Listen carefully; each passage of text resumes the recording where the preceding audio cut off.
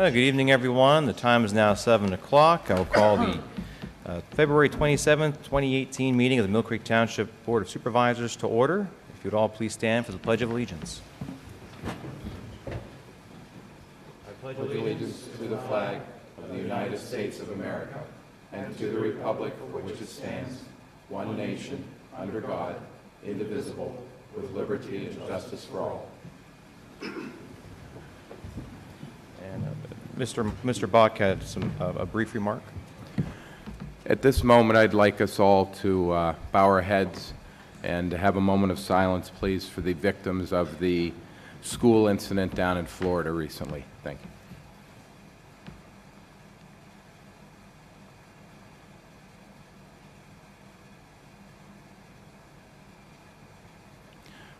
Thank you. Thank you, Jim. Next on our agenda is public comments on agenda items other than development or rezoning applications. Is there anyone from the public who would like to discuss any of these agenda items with the board? Hearing none. Next item is the approval of minutes. Do I hear a motion to approve the January 23rd, 2018 minutes? Yeah, I'll move to approve the January 23rd minutes. Is there a second? I'll second. Mr. Groh? Vote yes. Mr. Bach? Yes. And I vote yes. Is there a motion to approve the February 13th, 2018 minutes? Yeah, I'll move to approve the February 13th minutes. Is there a second? I will second. Mr. Groh? Vote yes. Mr. Bach? Yes. And I vote yes. Next item on our agenda is the approval of the bills. Is there a motion to approve the bills? We got lots of them. I make a motion to approve paying those bills. Is there a second? I will second that. Mr. Groh? Yes. Mr. Bach? Yes. And I vote yes. Next are bids and quotations. First is tree removal requests from the Public Works Department. Mr. Groh or Mr. Snyder? Gary? Gentlemen, we are seeking permission to have some trees taken down around our gas well behind the main building. They've become problematic with the limbs falling off and busting the fence out around the gas well. So we received 3 quotes, and the low quoter was Dibble Tree Service for $2,200. Okay. Any questions from the board? No. Not for me. Is there a motion to approve the removal services for $2,200 to, what was it again, Gary? Dibble. Dibble Trees. Dibble? Yeah, I'll move to make that payment to Dibbles for the removal of those trees. Is there a second? I will second. Mr. Groh? Yes. Mr. Bach? Yes. And I vote yes. Next is bids and quotations for aggregate bid openings. And again, we'll go to Mr. Snyder or Mr. Groh. You have it, or do you want me to take it? Okay. Yes, we received bids that were opened yesterday at 11 a.m. as advertised. We received the following bids. I don't think we're in a position to award anything tonight, but for the 6,000 tons of Type A crushed aggregate, number 8 1B limestone, $22.65 a ton from Carmuse Lime and Stone for a total of $135,900. And also for the same, or for 6,000 ton of crushed aggregate, number 9 limestone from Carmuse, also $21.95 a ton for a total of $131,700. And 14,000 tons of bituminous asphalt sand, type B, number 3. Carmuse also $19 a ton for a total of $266,000. And then also same material from Gertz Sand and Gravel out of Findlay Lake, or out of New York, or Northeast Pennsylvania, I'm sorry, $4.70 a ton at $65,800. And then also 1,250 tons of PG 64-22 asphalt cement, which also includes a delivery from Russell Standard Corporation, $491.92. And of course, that's based on the February 2018 Zone 3 Index PennDOT pricing for a total of $614,900. Pardon me. We're just going to talk those numbers right there. We have to get the hauling on that there, the trucking, and that's due next week. Is that correct, Cheryl? The advertisement started Oh, we have started advertising, yeah. Right, okay. So we'll have that out. So when we have all those numbers, we'll be able to start awarding contracts on that. Those are all materials used for our asphalt making facility down there when we make our roads. So anyway, those are the numbers. Yeah, and just to clarify, we bid out materials separately from hauling and then award based on the combined, best combined price. So there are two separate bids. Yep. Okay. Next item is the self-contained breathing apparatus and cylinders from the Office of Emergency Management. Sorry, the Department of Emergency Management. Apologize. Gentlemen, we had during our capital budget two self-contained breathing apparatus that are generally carried on Unit 920 and Unit 922 for firefighting, hazardous materials, and emergency rescue purposes. Those have reached their end of life and are obsolete. So we are proposing to replace those with two MSA G1 self-contained breathing apparatus and two spare cylinders.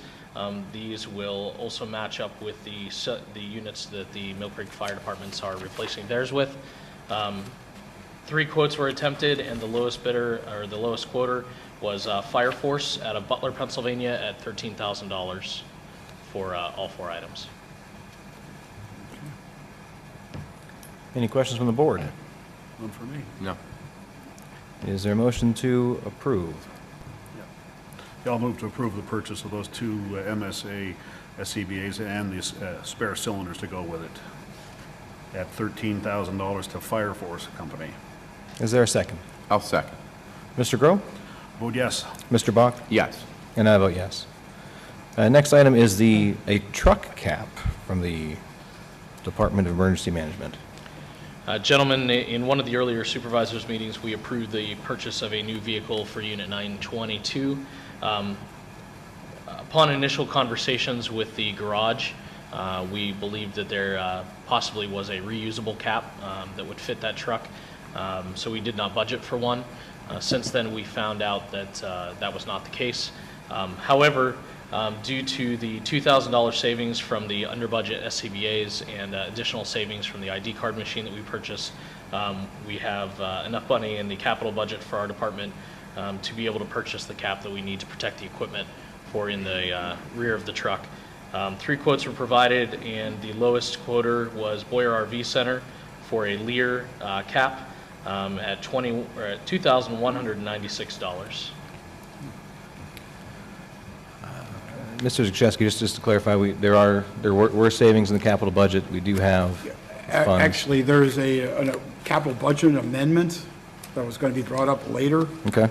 That probably should be brought up now first, and approve that capital budget amendment. It was under Treasurer's Communications. Okay. You can see on, there's a new column added to the capital budget called amended amount. So as we go through the year and make other changes, we will increase and or decrease according to whatever the amendments are. And I've reduced the capital budget in the emergency management area. It'll be on page 2. The personal protective equipment reduced by $2,000. The ID card machine reduced by $510, and added the new cap for the 922 vehicle as a new line item, and that nets out to a net savings. So my recommendation is to approve the capital budget amendment first, and then you may choose to approve the purchase. Okay. Well, then, gentlemen, I would ask, is there a motion to amend the capital budget to include a cap for 922 vehicle replacement to the amount of $2,195 allocated from savings from the personal protective equipment and ID card lines? Yep, I so move. Is there a second? I will second that. And that was moved out of the agenda order. Are there any questions from the public before we vote on that? All right, Mr. Groh? I vote yes. Mr. Bach? Yes. And I vote yes. And is there a further motion to approve the expenditure of $2,196 for Boyer RV Center to purchase the cap? Yes, I'll make that motion to approve that purchase for that cap. Is there a second? I will second. Mr. Groh? Yes. Mr. Bach? Yes. And I vote yes.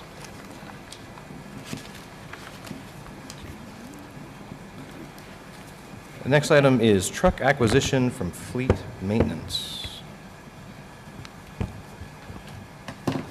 Mr. Bach or Mr. Groh? I have that. You have that, yeah. Okay, we have a fleet maintenance request.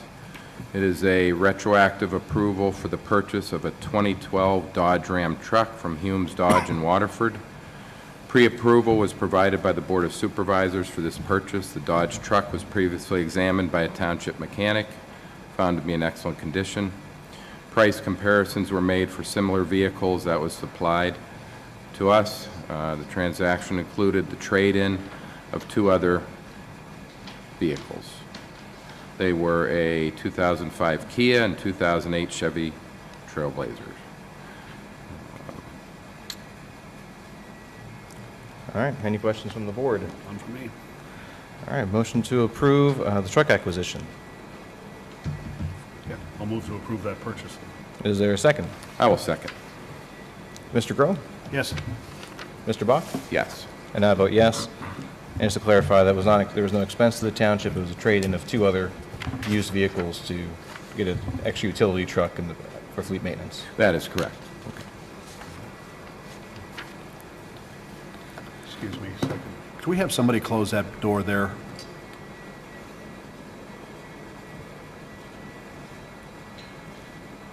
Thanks, Ron. I don't know if you can hear it, but there's some cleaning going on outside of the I can hear chambers. I can hear it. Well, for the benefit of folks watching on TV, they probably couldn't hear the Feeble old vacuum. people like me, they can hear that stuff, you know? Next item on the agenda is consideration of land development and subdivision plans. First is, the only one is Brian and Karen Dalton, a small subdivision plan, a small plan to show the creation of a 3.8 acre parcel 1 and a 5.5 acre parcel 2, Erie County tax parcel 33-21-117-4, located along the south line of Wolf Road and across from Elizabeth Lane, index 117-019. Mr. Morris. At their meeting of February 6th, the Planning Commission recommended approval. Any stipulations on that? None at all. Okay.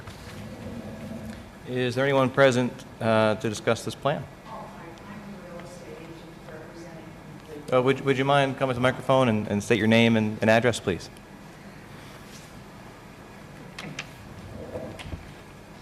Kathy Rafferty from Howard Hanna. I'm the listing agent and the selling agent for the property for Dalton's, and we have a buyer for the property. Do you need my address too? No. Yes. Any questions from the board? No, they're obviously going to build a house on that property? No, they're Oh, buying the existing house on the They're buying, property. oh, okay. And then the remaining parcel on Watson Road will be vacant. It may be built upon at some point, but there's no plan Nothing. for that. Okay. Okay. All right. Mr. Bob? Mr. Morris, were there any comments at the Planning Commission on this? No, it sailed through very quickly. Okay. Anyone else in the audience care to provide comment on this subdivision plan?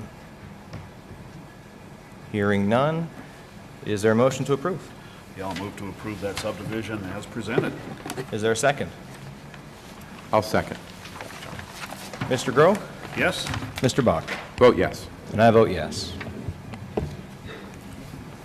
Next on the agenda is proposed ordinance 2018-2, an ordinance to replace the existing burning code for Millcreek Township. And I will throw this over to, well, let's let Mr. Shaw and Mr. Exley tag team it as appropriate. Sure. Gentlemen, we did receive some public comment regarding the proposed ordinance. My team, along with Attorney Shaw's team, took a close look at the ordinance, and we feel that it's fairly comprehensive as far as what we're looking for. Again, our interest here was bringing this into not only modeling the International Fire Code, which is what we use for code enforcement, but also taking a look at some of the problems that we have had across the township in regards to burning and some of the confusion that has been out there amongst both our enforcement officers and the public. So once we're able to get this ordinance in place, we'll begin a public education program as well, so that we can get the information out to the public.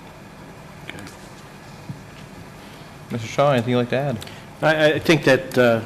Exley aptly described it. The ordinance was modeled mostly on the current fire code, and we didn't want to tweak with that language too much and end up inadvertently affecting the intent of it.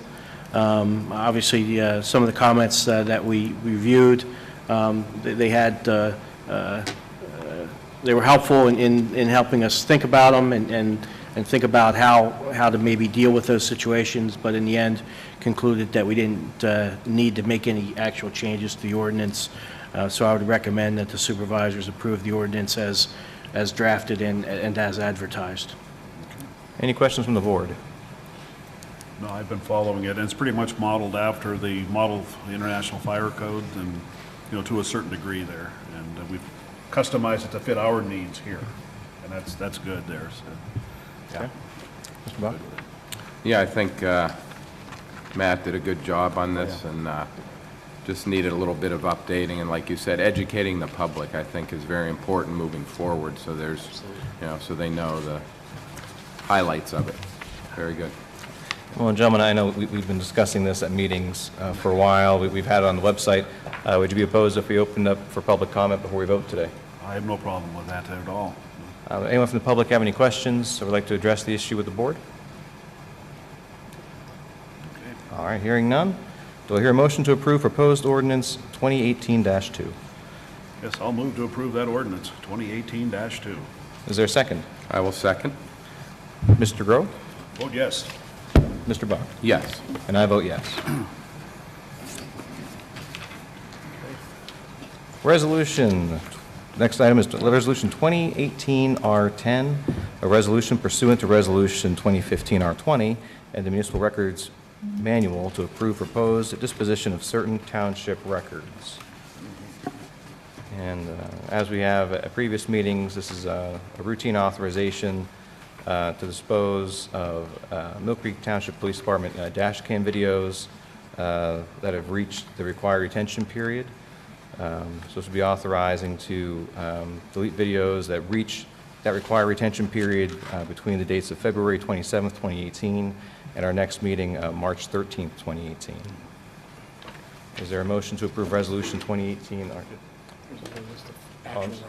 There's some additional documents as well. Oh, Well, these are, the additional list are administrative records. Oh, okay. Either administrative or financial records going back, some of them 1957. We needed some space. Are you sure they're old enough to get rid of? 7 years is generally the rule for this kind of stuff. So we needed some space. And All right, well, any questions from the board on the items to be disposed? Were some of those on clay tablets by chance? we haven't gotten to those yet. Not yet, okay. Okay. All right, is no questions from the board? No. All right. Thanks for catching that, Mark. I apologize. Is there a resolution, is there a motion to approve Resolution 2018-R10? Yes, I'll move to approve Resolution 2018-R10 with a note that there's an attached document with a listing of what's being destroyed. Just a note there, so. Is there a second? I'll second. Mr. Grove? Yes. Mr. Bach? Yes. And I vote yes. Next item on the agenda is Resolution 2018-R11, a resolution to authorize and delegate signature authority with respect to the agreement to authorize access to PennDOT systems and other agreements and documents pertaining to said department. For the audience, this is a routine document that authorizes each of the board members, each of the members of the board to sign off on electronic documents regarding PennDOT agreements. This resolution is required by PennDOT to provide us authorization to represent the township in their systems. Is that an accurate statement, Cheryl Correct. and Mark? Yes, and simply updating the list of names that can do that, changing removing Brian McGrath and inserting Mr. Bach. And also identifying Cheryl as the secretary who can attest the signatures. Any questions from the board? One for me. Is there a motion to approve Resolution 2018-R11? Yes, I'll move. Is there a second? I'll second that. Mr. Groh? I vote yes. Mr. Bach? Yes. And I vote yes. Next item on the agenda is the SRO agreement with Millcreek Township School District. SRO stands for Student Resource Officer. This will be an agreement between the township and the school district regarding providing a police officer at McDowell and McDowell Intermediate, I believe. And I'll throw it over to Mr. Bach and Mr. Shaw to provide further explanation. Sure. This is an agreement that's been under negotiation with the school district for some time, and it took some time to work out the language to ensure that the student resource officer could fully be used within the school to both foster education and to increase the students' knowledge of the law and their respect for the law. It's also intended to encourage the student resource officer to attend extracurricular activities at the school and really become an integral part of the school system so that the students can get to know the officer and vice versa, as well as what you would normally expect an officer to do in terms of ensuring being available to deal with any criminal activity that may occur in the school and so forth. But the real focus of a student resource officer is a more global approach as opposed to the officer just being there to kind of control the peace or control any type of disruption. So that's really the goal of this agreement. And so that the township is providing an officer who will undergo specialized training in order to accomplish these goals. And he's been in place, I think, at the school, the senior high school, for some time now. This year, and he'll be moving into that position once the township approves, and I believe the school district approved this agreement yesterday. So I think it's certainly a good thing for the school district and for the township. The timing of it is equally appropriate in terms of what's been happening down in Florida, but certainly the goal here is to have an officer in place that can get to know the students and get to know the school and vice versa, so that ultimately promoting a safe environment. Yeah, I think Officer Spiker is a great fit up there. He also has an educational background as well before he became an officer. So, I think the timing is right for this. I think you're going to be seeing this more and more as a trend, starting, and we really think he's a good fit up there. If you see him, he's the guy in the morning directing traffic in front of the intermediate. And he also does the bus traffic as well in the afternoon. So, he's really become a part of the school there. I speak to him on a regular basis, and he said he's really building a rapport with the kids, and he's really looking forward to continuing those duties. So, any of the students out there, if you see him, make sure you say hi to Officer Spiker. I'm sure he'd like that. Very good. If I could also add that there is a financial component to the agreement under which the school district is agreeing to pay the township 75% of the annual cost to employ and maintain that officer, which essentially accounts for the 180 days of a school year that exists, plus or minus a few days here and there where there may be additional time necessary, but it's all laid out in the agreement so there is an exchange of compensation for his services. Any other comments from the board? Times are a-changing. It's sad that we have to do this, but it's also in a good way to have an officer up there, protect the kids up there. Never used to be this way, but I'm glad we're able to provide this service, because I don't know what Millcreek schools would do if we did not have a police department. I don't know how they would do it any other way, other than maybe a sheriff deputy, but I'm glad we could help out and work together with the school district on it. So it took a lot of work. So thanks, Barb. Thanks for your work on it. And and our police chief too, Scott Height. Yeah, I mean, this is an excellent example of collaboration between the township and the school district. We've really, I think, built a great partnership with our school district in the past few years, working well together. I'd like to clarify, I think we've provided officers before for the school district, so this isn't a brand new thing, but it's a new arrangement that's a cost-sharing measure that we think is pretty equitable for both organizations. I want to clarify, and again, this was in the works for a while. This wasn't a knee-jerk reaction to recent events. We were working proactively at this, and again, it's just a coincidence of the timing of it. Is there a motion to approve the SRO agreement with Millcreek Township School District for the student resource officer? Yeah, I'll move to approve that agreement with Millcreek School District in regards to a student resource officer. Is there a second? I will second. Mr. Grove? I vote yes. Mr. Bach? Yes. And I vote yes. Next item on the agenda is an agreement with Morrison Fiduciary Advisors for non-discretionary investment advisory services for the Millcreek Township Police Pension Plan and Millcreek Township Employees Pension Plan. And I will throw it over to Mr. Zakrzewski for a brief explanation. Okay.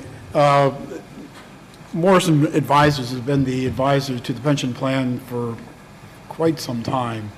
This is replacing an agreement that was in place starting in 2009. The plan has grown more complex and grown in asset value over that time. So an increase in fees was in order. But additionally, we've changed the fee structure from being just a fixed amount to a percentage of the plan assets, so that if they continue to do what we expect them to do is grow the investments, they get rewarded accordingly. But if that doesn't happen, they pay the other way accordingly. The agreement calls for 6 basis points of plan assets. That's roughly, I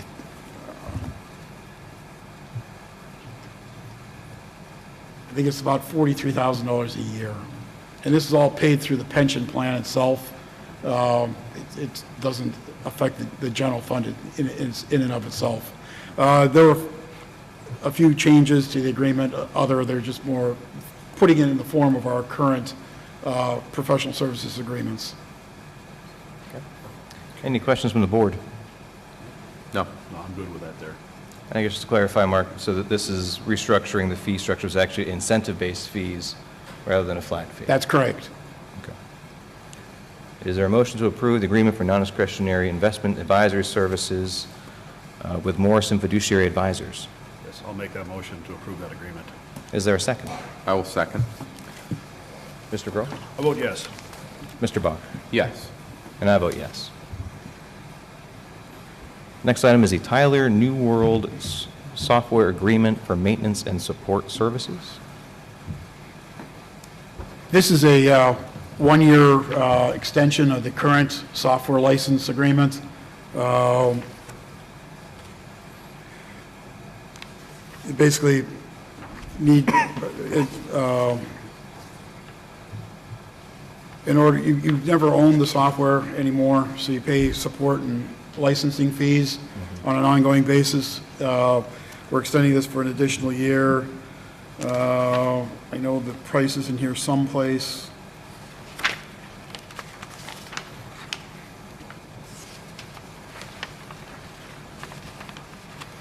I think it also reflects, Mark, a change in the name of the entity. Yes, New World was acquired by Tyler Technologies, I think 18 months ago maybe, and so they're also doing some cleanup in that regard as well. All previous license agreements reference New World. Now it's all Tyler Technologies. And I believe, Mark, the term is for 1 year with additional automatic renewal for a second year unless one of the parties in writing indicates they want to terminate prior to 90 days before the end of the term. Right, and at this point, I don't know that we've got a specific plan to change software, in the subsequent year. That doesn't mean that somewhere down the road we don't change, but they also provide support, call in if there's sometimes glitches in the software that need to be resolved, and we get telephone support as well. Any questions from the board?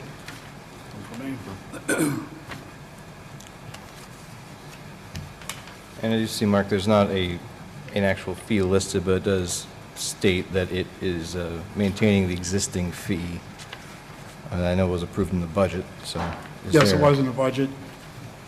And this is also shared with the Sewer Revenue Fund because the Sewer Revenue Department uses the software as well. Is there a motion to approve the maintenance and support services agreement with Tyler New World Software? Yeah, I'll move to approve that agreement. Is there a second? I will second. Mr. Grote? Vote yes. Mr. Bott? I'll vote yes. I vote yes. Next item is a 2017 contract extension request for grinding and milling with Donegal Construction Company. Mr. Snyder? Last year, we entered into a contract with Donegal to provide us with their milling of our asphalt roads. And in the contract, there was a clause in there that we could extend this out 1 year.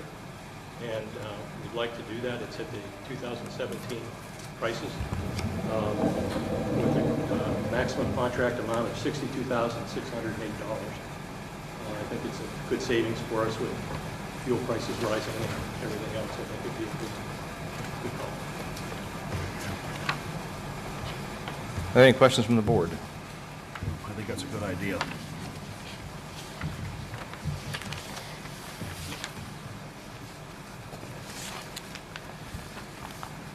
I know, Gary, you mentioned before to us that this would allow us to have the milling company come in sooner rather than going out for new bids and waiting for that process to go through. Correct. It also locks in last year's rates, and we would anticipate rates would be higher Correct. this year. Yes, it'll let us start probably a month and a half earlier than last year. Okay. Is there a motion to approve the 2017 contract extension request from Donegal Construction Company? Yeah, I'll move to approve that extension. Is there a second? I will second. Mr. Grote? Vote yes. Mr. Bach? I vote yes. And I vote yes. Next item is the financial security release request. This evening it is Powell Avenue Place. Giuliano Family Limited Partnership is the developer. Mr. Morris. This is for the apartment complex on Powell Avenue between the bridge and Route 20. The amount of security withheld is $18,509 by BNY Mellon. And everything has been completed. What we were holding it for is the planting screen, and that has been approved, so we're recommending release of the financial security. Any questions from the board? No.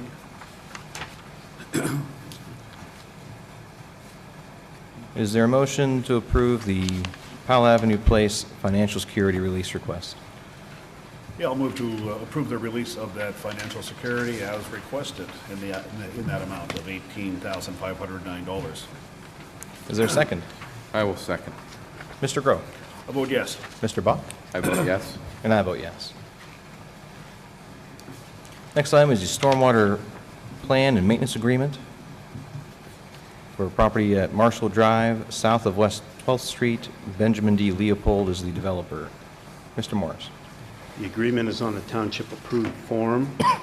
The owner has agreed to own and maintain it, so we recommend approval of the agreement. As well as the plan, Mr. Morris? Pardon? As well as approval of the plan? Yes. Yes, there's a infiltration system for the stormwater management plan, so it includes both the plan as well as the maintenance agreement. Any questions from the board? Is there a motion to approve the stormwater plan and maintenance agreement for Marshall Drive, south of West 12th Street with Benjamin D. Leopold? Yeah, I'll move to approve both of those agreements. Is there a second? I'll second. Mr. Groh? I vote yes. Mr. Bach? Yes. And I vote yes. Next item on our agenda is the Millcreek Manor Pilot Agreement. The school district took action on this agreement last evening. This would also be known as our LECOM pilot regarding the senior living center on Peach Street.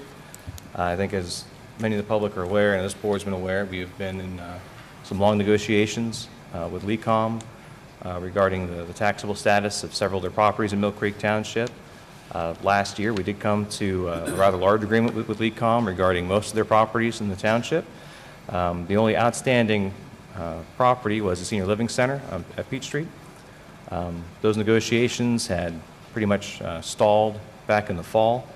The township was approached a few months ago by Senator Dan Laughlin, who requested us to meet with him at his office with representatives of LECOM. I was happy to represent the board during those discussions. They were certainly lively, but also, I think, very productive. And after a series of meetings with LECOM's representatives, with Senator Laughlin acting as mediator, I believe we have come to an equitable agreement with LECOM regarding the senior living center that the school district is comfortable with. I believe our board is comfortable with, that essentially meets the objectives the township has been discussing for the past few years about having consistency in our pilot agreements with nonprofit entities when we enter these kinds of agreements, having consistent language, having consistent percentages of what the payment in lieu of taxes will be. And I think we finally reached something that both protects the interests of our taxpayers, but also demonstrates our continued support of really an important institution in our region, in LECOM. So there's my thoughts on it. I don't know if Mr. Groh or Mr. Bach have any comments they'd like to add. No, I just kind of reiterate what Mr. Morgan said. A lot of hard work went into this agreement, so I credit Mr. Morgan for attending those meetings and Senator Laughlin for also playing a part in it. And I think this is a good agreement. I think it's fair, and I hope we can continue our good relationship with LECOM. I guess I'll echo the same sentiments, but I'm just rather displeased in how the game was played, but, you know, just move on from here, folks. There's only so much squawking you can do about something like this, so just move on. Well, last word, we'll go to our solicitor, Mr. Shaw. Do you have any comments on the agreement? Are you comfortable with it, and would you recommend approval? Yes, the agreement, Attorney Adair handled most of the negotiations of the actual language, as it was a matter that he had been involved in while he was solicitor, and the board had determined that it made sense for him to continue his involvement in that. So he has reviewed the agreement and is comfortable with it. I have reviewed it and am comfortable with it. It has various percentages applicable to the senior living center starting in 2015 through 2026. Thereafter, in 2027, it returns to taxable status. Essentially, you know, all bets are off at that point, and the parties can renegotiate if they see fit. It is similar in language to the other pilots that the township has entered into, and in particular with respect to the most recent pilot with LECOM. There was another action that was out there relating to an assessment appeal of property at 3929 West 38th Street that is going to be dismissed with prejudice as part of the resolution of this pilot. And so as a result, I would recommend that the supervisors approve the agreement conditioned on LECOM dismissing with prejudice its assessment appeal regarding the property at 3929 West 38th Street. Any questions from the board?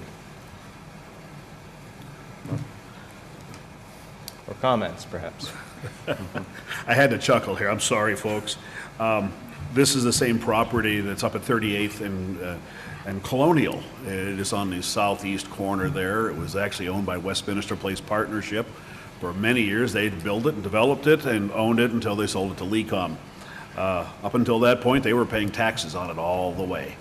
And Lecom insisted on trying to play a game here. This is what I was talking about with the game, so at least now with the stipulation on there that they have this case dismissed with prejudice, so we never have to hear about it again, I'm fine with that. And it's my understanding that they're comfortable doing that and are in the process I'm of glad. doing that, so. I'm glad they are. What was the address on that again, Mark? That was 3929 West 38th Street.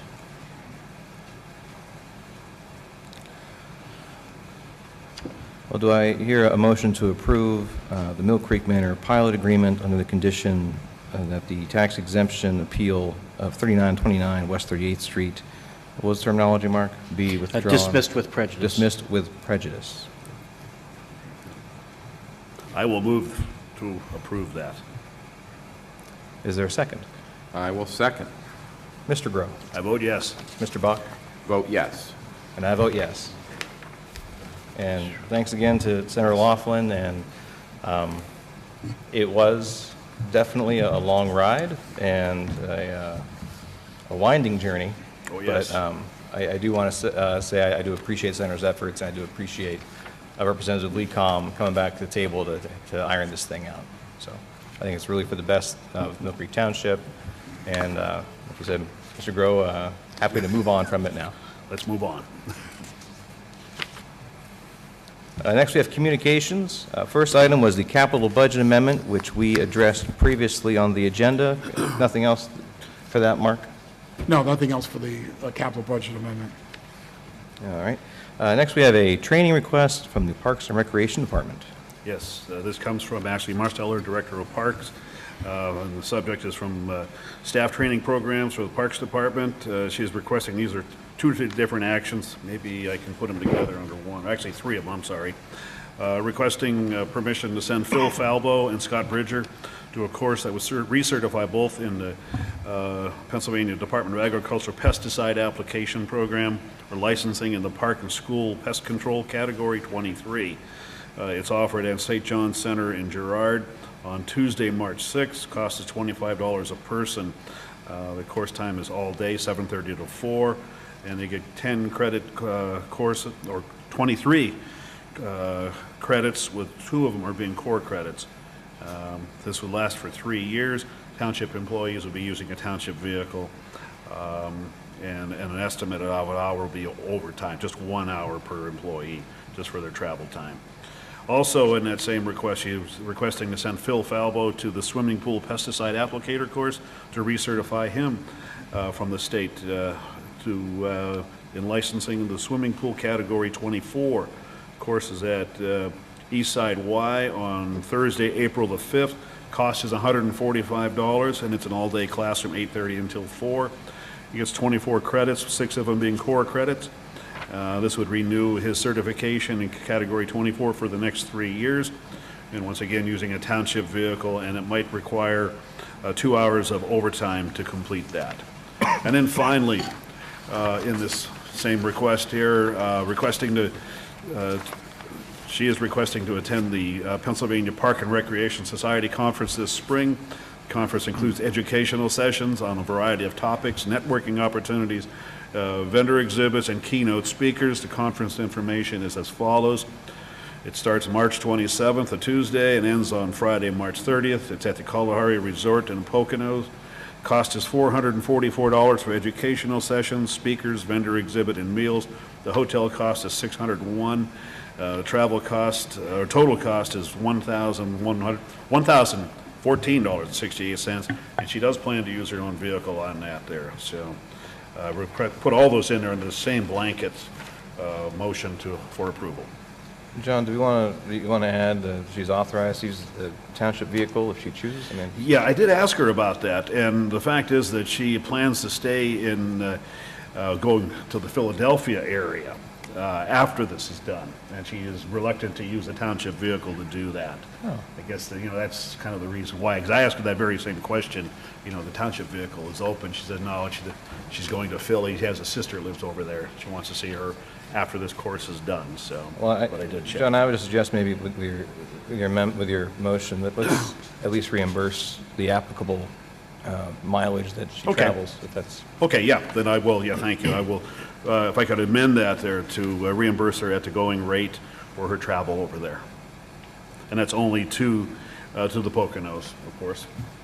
So, yeah. All right, we have a motion. Is there a second? I'll second. Mr. Groh? I vote yes. Mr. Bach? I vote yes. And I vote yes.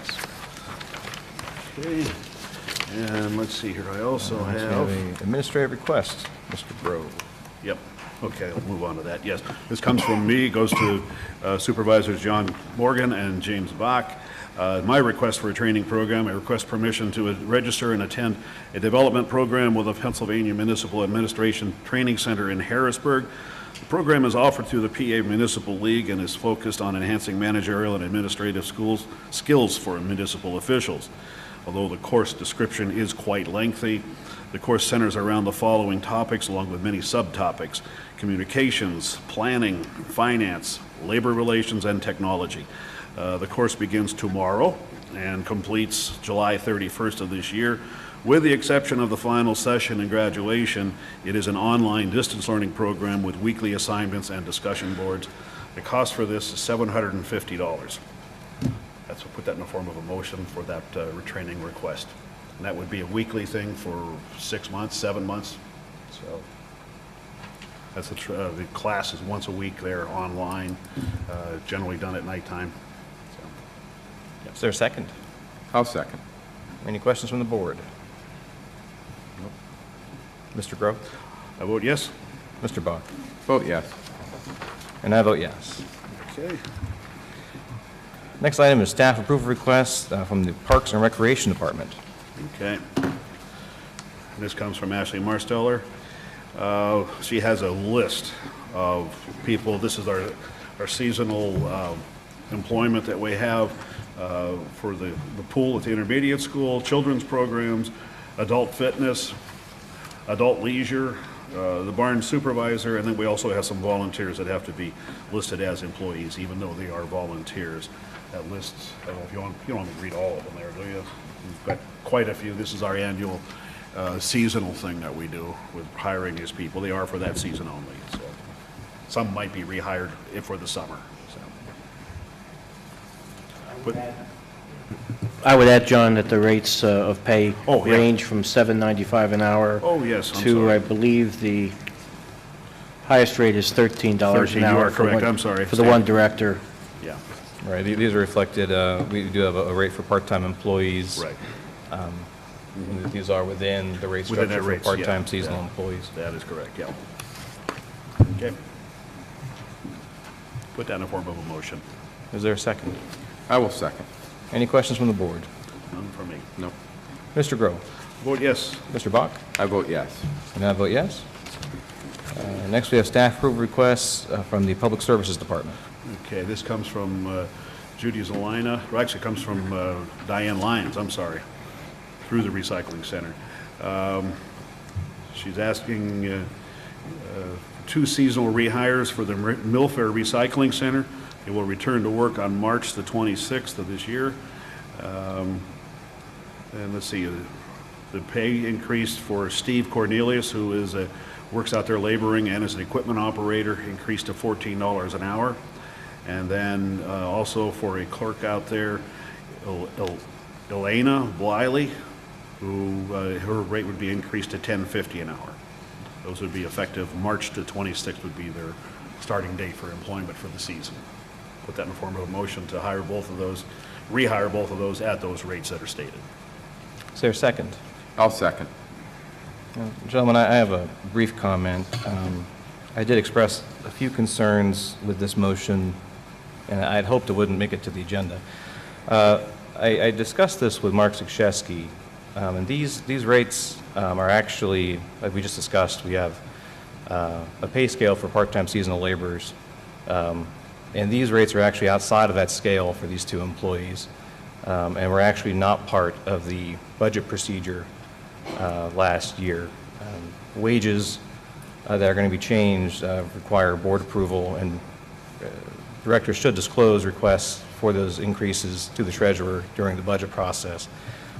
These two increases, it's about a 10% increase for Mr. Cornelius and almost 8% for Ms. Bliley, are outside of the approved pay scale and were not submitted during our budget process. Might be, I don't know if there was a miscommunication at some point with the Director of Public Services, but, guys, I think if procedures and established pay scales don't matter to us, they're not going to matter to anybody in the building. So I really do think we should deny this request and encourage Director of Public Services to bring that up for next year's budget and perhaps look at if we do need to adjust wages for seasonal staff. I've got a list from our HR manager. Some of these have not been updated since 2010 in some cases. I think a systematic review of those wages makes sense, and I think procedurally, I don't think it's appropriate for the board to approve these rates. So that's my comments on it. I don't know if anyone else has comments. I believe that, I don't have it in front of me, but I believe that Mrs. Lyons sent an email in support of this. Now, this would have been last week, I think it was, thinking, in their statement in a roundabout way, saying that it's been a while since any employees, part-time, have received any sort of pay raise. We are having trouble keeping people out there, and I will say that, especially in regards to Mr. Cornelius as an equipment operator, I think it's very difficult to try to find somebody to work something like that where you need a skill to operate a piece of equipment, it's a loader, and to get somebody to do that on a part-time basis for $14 an hour. I do think that that is something that is worthwhile. This is something, keep in mind, this is a joint effort that we have between Fairview and Millcreek Township. Our recycling center is one of the best known in the state. We're able to capture grants through the state for our efforts and the continuing to do that there. I think we want to keep people like Mr. Cornelius there as long as we can. I appreciate his devotion to the township. And also the same thing with Mrs. Bliley, keeping her on board there, working on the basis that she is out there. That's my support for the idea. Like as I said, Diane Lyons also commented back in that same light, saying, that, yeah, we may have to look at this. And do we have to look at this again next year? Probably. I think we need to look at all our raises for all our part-time employees. One of the problems that we're having also is over in the dispatch area, trying to keep part-time people there that would fill in on days off and, somebody calls in sick or something like that. We have a problem, first of all, the training is very rigorous, but keeping somebody working there part-time at the wages we're paying, it's just, it is very difficult. So maybe, I think you're right there, John, maybe next year we need to look at all of this, or actually maybe later this year we start looking for next year's budget. Start paying our part-time people some decent money on these things to attract them. And we can demand that they stay here too, So, that's my comment. I understand your comments, John, but again, this concern should have brought, if Ms. Lyons had concerns, it should have been brought up in November during the budget process. Ms. Lyons should have brought them up during the budget process so we could actually approve them in the budget, which we haven't. Yeah. And the concerns about employees possibly being underpaid, we have over 80 seasonal and part-time employees. I'm concerned that we're picking just these two to pay outside of the established pay classes for one department. So. I will acknowledge, though, Ms. Bliley, per our pay scale, should be increased from her current rate of $19.50 to $10.05. So again, I'm not $9.50? From $9.50 to $10.05 per this pay scale. So again, I'm not sure where this number of $10.50 came from. Well, those are my concerns, gentlemen. Again, I think we need. I think Mr. Cornelius has been worked here for, I think, over 7 years. I don't think he's going to leave. And Ms. Bliley's been here for 4 years. So I don't believe we have concerns of them not coming back if we don't give them these 10% increases. And again, I just think procedurally, if these are being done outside the budget process, we shouldn't support them, and we should encourage our directors to follow proper procedure. So just, no other comments, I'll ask for a vote. What, I have one question. What's Mr. Cornelius's current wage? $13 an hour. 13. So it's a $1 increase, less than the 10%.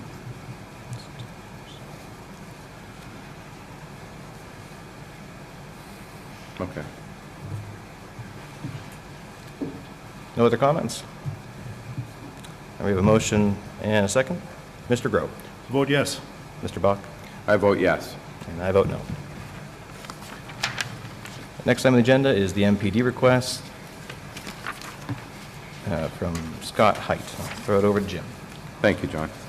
Request from Chief Height, approval to hire the following officer candidates to begin their probationary period on March 5th, 2018.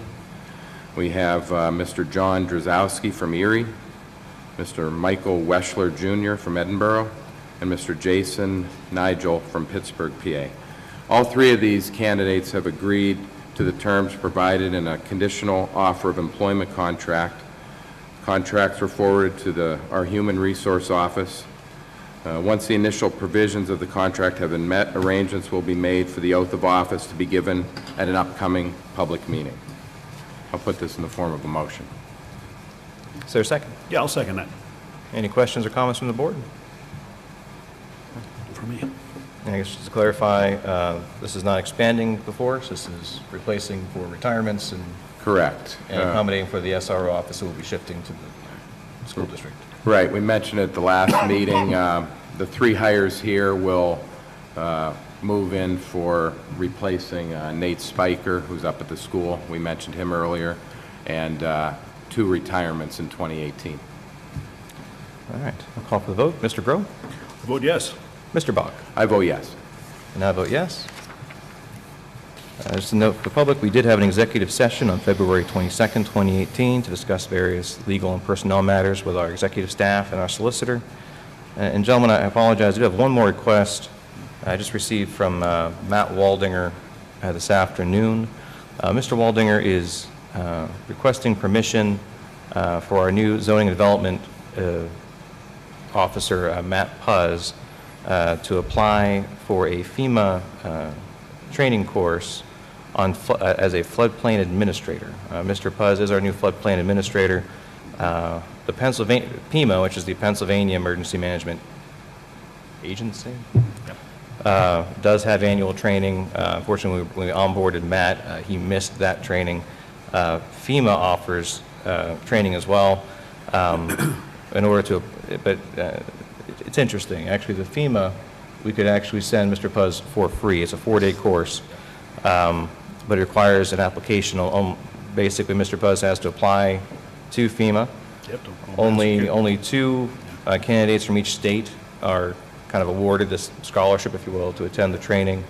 Mr. Waldinger is requesting permission for Mr. Puz to actually submit an application, and if approved, will be a further approval for attending the training and travel and whatnot.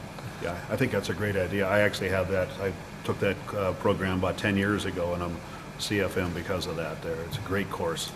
I think you should. And the training is going to be in Emmitsburg, Maryland, Right. which sounds far away, but the PEMA training is on the other side of Philadelphia. It's actually further away, even though it's in Pennsylvania.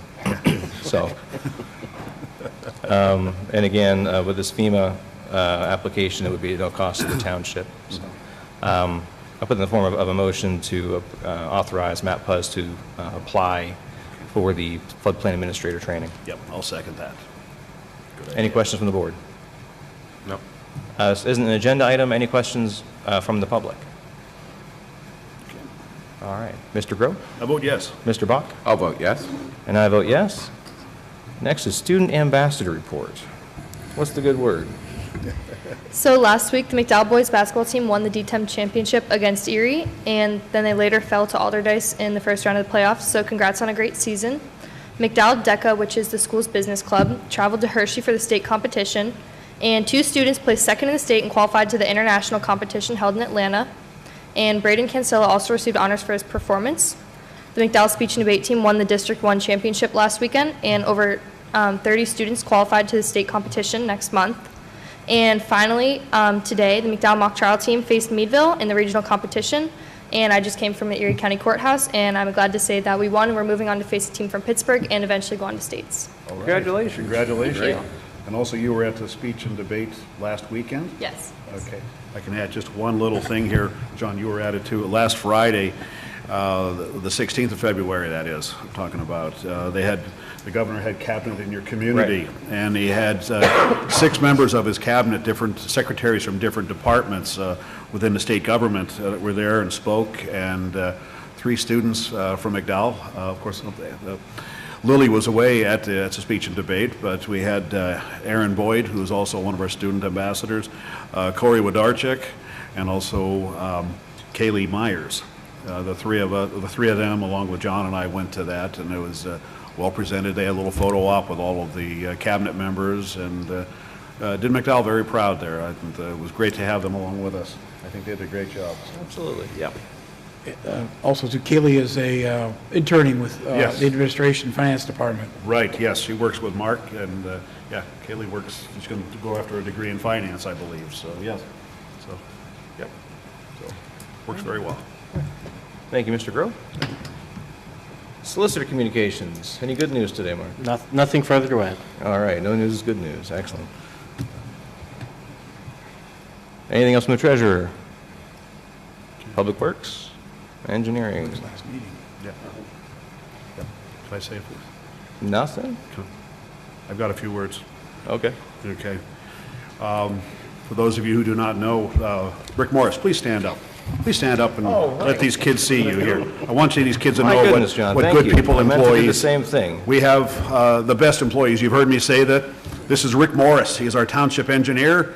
Actually, after tomorrow, he's not, okay? He is retiring. This young fellow is retiring. 21 years of service here at Millcreek Township, and plus 20 at the city of Erie before that. 18 years, yes. So anyway, he is retiring effective tomorrow. And I've known Rick for a long time, actually from when I worked here 20-some years ago, and it's been great having you as part of our team here, and wish nothing but the best of health and happiness for you and your family. Thank you for your service. Rick, I want to...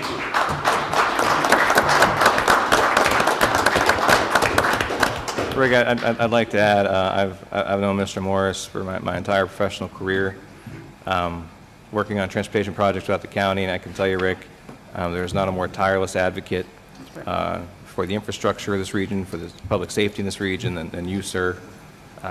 You really have been a mentor to me, and I want you to know I appreciate you very much. All your guidance and advice over the years, both before I got here and since I've been here. And you're dearly missed, sir.